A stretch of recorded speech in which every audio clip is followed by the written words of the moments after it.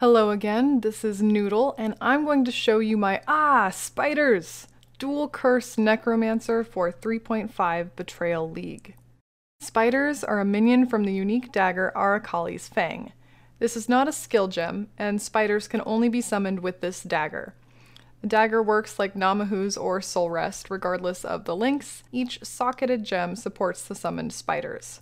You can get up to 20 spiders max, and this number cannot be increased by dual wielding the daggers. The spider's main skill is Viper Strike, so they do physical and poison chaos damage. For this version of the build, we are scaling the spider's flat physical damage and attack speed. The spiders do not have life, so they are invulnerable to damage. However, they run on a strict duration. The base of the spider's duration is 30 seconds. With this build, we increase their duration to 55 seconds. You cannot resummon spiders while you have the max amount of spiders active, so you must wait until the first group of spiders disappears before you can resummon them. This can lead to some very spooky moments, an affliction that I have dubbed Sudden Spider Abandonment, or SSA. So how do we summon spiders? Unlike many minions, we cannot summon the spiders directly. As Wolfio says, we must do the kill to raise the spider. Summoning spiders requires two things, corpses and a kill. To get spiders started, lay out a bunch of corpses. Since we use Devouring Diadem, which consumes corpses every 5 seconds, I recommend waiting for a Feast of Flesh to proc. This is indicated by an explosion of dark red mist over the corpses. And then laying out more corpses, proccing the Writhing Jar, and killing the worms with your ball lightning. This should reliably summon 18 to 20 spiders. If your corpses get consumed before you kill your worms, you may get a lesser summon, or no spider summon at all.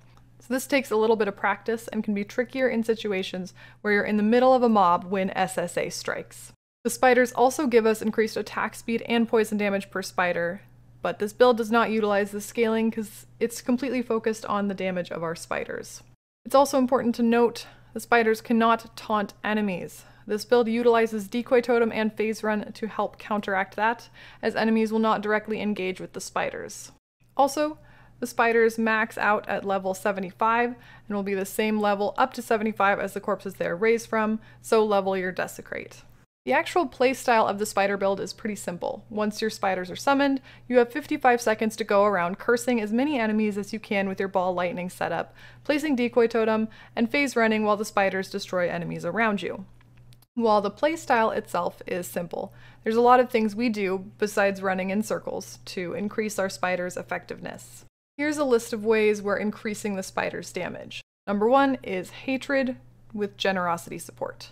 The Generosity Support means this aura only affects our allies, but our allies get an increased effect from the aura. Hatred grants physical damage as extra cold damage. Since we put this in our Devouring Diadem Helm, which grants +1 to socketed gems, it is more than 50% of physical damage as extra cold. Number 2 is Elemental Equilibrium. We use Ball Lightning to transfer curses and quickly kill our worms for spider summons, but it can also be used to boost our spider's damage. The hit from our lightning damage reduces enemies' cold and fire resistance by 50%, making our extra cold damage from Hatred even more effective. 3 is Dual Curses. Our Ball Lightning is an effective curse on hit setup because it can travel far across the screen, and it keeps traveling once we've cast it. We use Temp Chains to slow our enemies and enhance our second curse. For damage, we could use Despair, which reduces enemies' chaos resistance and enhances our spider's chaos damage. Or to be more defensive, our second curse could be Enfeeble, which reduces the enemy's accuracy, damage, critical strike chance, and multiplier. This can be useful because the enemies still target us since the spiders do not taunt. Number 4 is Aspect of the Spider. This reduces the movement speed of enemies and increases the damage enemies take by 5% per spiderweb up to 3 spiderwebs. The hindered movement speed with Aspect of the Spider and attack speed with Temp Chains helps our spiders completely mow through packs. Plus the spider theme is cute. 5 is Haste. Besides the quality of life of going fast, attack speed is a huge bonus for our spider's damage. Since our spiders use Viper Strike, and Viper Strike has 60% chance to poison on hit, the more hits we can get in per second for our spiders, the better. Number 6 is Victorio's Charity Shield. This shield on hit from our Ball Lightning has a 5% chance to give our spiders Frenzy Charges, which gives them 4% increased attack speed and 4% increased damage per Frenzy Charge. Some people take Necromantic Aegis so their spider kills get the Frenzy and Power Charges, but we get so much more damage from Frenzy Charges, and it's very easy to get full Frenzy Charges with Ball Lightning. But the benefits of the shield for us, chaos resistance, life, and increased area of effect for aura skills, is much greater than for the spiders, who are invulnerable, so they don't need resistances, they don't have life, we only really need the frenzy charges. For the gear, there are only 2 items completely necessary to make this build work, the first being Arakaali's Fang Dagger. When I purchased this dagger, it was 3x. It seems to be slowly decreasing to about 1x as of recording this video. Since we don't use attacks with the dagger, the rolls on the dagger don't matter since they're local affixes. The second necessary item is the Writhing Jar Flask. We have to kill these worms over desecrated corpses to summon our spiders. While it's possible to kill actual mobs over desecrated corpses, that's an absolute last resort. A few items that I would strongly recommend are the Devouring Diadem Helm, Victoria's Charity Shield, and Fossil Crafted Minion Gloves. The new Betrayal unique Devouring Diadem has a few major benefits. It gives +1 to socketed gems and reduces the mana reservation of those gems, so it's perfect for our 2 auras. It also gives us Eldritch Battery, which we cheese with Mind Over Matter to give us a bit more effective HP. Energy Shield is also easier to get a quick recharge. But the most interesting thing about Devouring Diadem is Feast of Flesh, which consumes corpses every 5 seconds, which can make panic spider summons difficult sometimes. But it consumes up to 10 corpses, and per corpse gives you 400 life, 200 mana, and 400 energy shield. So if it is consuming 10 corpses, that's 4,000 life, 2,000 mana, 4,000 energy shield. Basically a full effective HP refill. If you're in trouble, simply lay out some corpses and pray you don't die in the next 5 seconds. Victoria's Charity Shield giving our spiders frenzy charges is awesome. It also gives us life and resistances, so it's just a solid choice all around. Using bound and pristine fossils, you can craft really powerful minion gloves. Yes, with a bench craft you can get up to 20% increased minion damage, but with fossil crafting you can get gloves that have flat life, % increased life, and up to 30% increased minion damage. A nice Stygian Vise belt is also recommended, because stacking ghastly eye jewels is a great way to boost our damage for spiders. The rest of the items are personal preference. I chose to use a lore weave because the max resistances to 80% is a nice defensive boost. I had considered using Queen's Hunger, but since it also consumes corpses, it would compete with Devouring Diadem and make summoning spiders even more difficult. I've also considered Venomous Shroud Chest for the increased effect and area of aspect of the spider. If I did this build as a CI occultist, I think I would use Venomous Shroud instead. For our Ascendancy, I chose Necromancer as it's the most on the nose for a minion build. However, I do think you could do this as an occultist. First node we should take is Puppet Master, as it gives minion duration and attack speed. Second is Commander of Darkness for the +20 to all elemental resistances, and our minions benefit from the attack speed and increased damage. Third would be Mistress of Sacrifice. This gives us more duration and offerings will affect us. For the fourth node, our only option is Invoker. Minions dealing 20% increased damage is nice, but that's the only benefit here. Let's look at the tree for this build. This tree is planned to level 93. In general, it's a pretty typical minion tree. We take every minion damage node we can, but minion life, regen, leech, or resistances are not necessary. We travel up from the Witch Start through Lord of the Dead. We grab the entire Spiritual Aid circle and the entire Spiritual Command circle. We also take Death Attunement through the damage side and Grave Pact through the damage side. Another important circle is Sovereignty. Without this, our mana reservation would be over 100%. We grab this through the reduced mana reservation side, but the increased effect of our auras is also a nice boost. We take as much life as we can and also as many jewel nodes as possible along our path.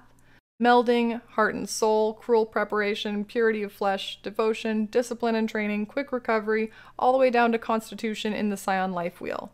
We can grab 5 jewel nodes easily along this path. We'll take Mind Over Matter, because with Eldritch Battery, our energy shield is now our mana pool, so we do not take the nodes behind MOM. I took Arcane Focus to help our ES recharge and size, same with Sanctity for that life regen, but also the increased energy shield size.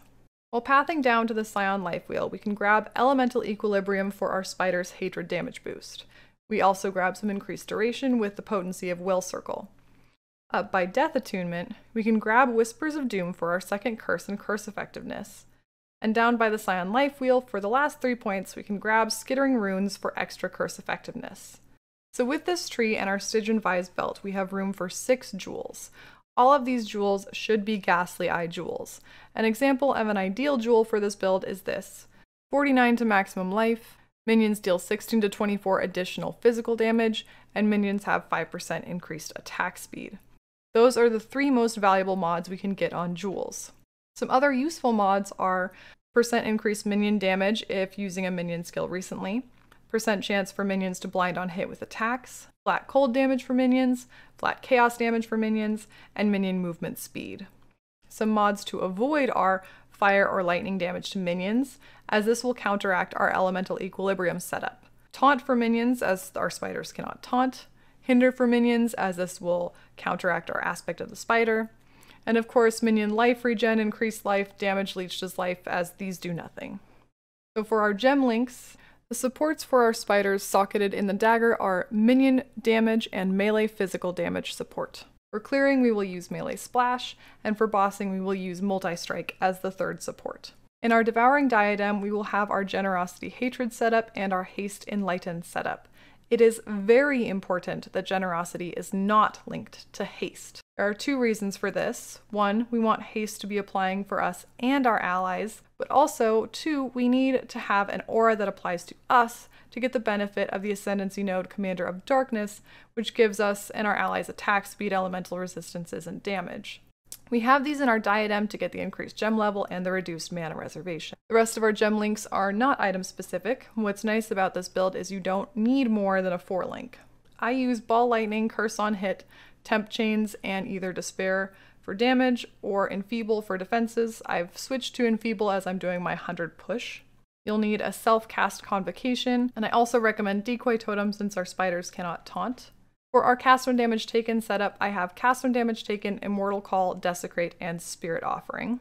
Some people use Flesh Offering for the speed boost, but I prefer Spirit Offering since we get the benefits of maximum life as extra energy shield for ourselves, and then physical damage as extra chaos damage for our spiders. Some people have a self-cast offering as well. I didn't have enough buttons, but you could replace Decoy Totem with a self-cast offering if you want. We also need Desecrate, Spell Cascade for our spider summons. I have Flame Dash for gap crossing, and all of these are connected to faster casting, which I replace with Frost Wall for some bosses like Elder. I also have Phase Run, Increased Duration, and Enhance for avoiding being hit. Overall, this build has been incredibly fun. I think it's a really interesting unique. I highly recommend checking it out if you have a little extra X to spend. I wouldn't recommend it as a league start or a beginner build, but it's a lot of fun to see all your enemies just devoured by a bunch of tiny little spider legs before you while you run around in circles doing almost nothing. I hope you enjoyed this guide, and stay sane, Exile.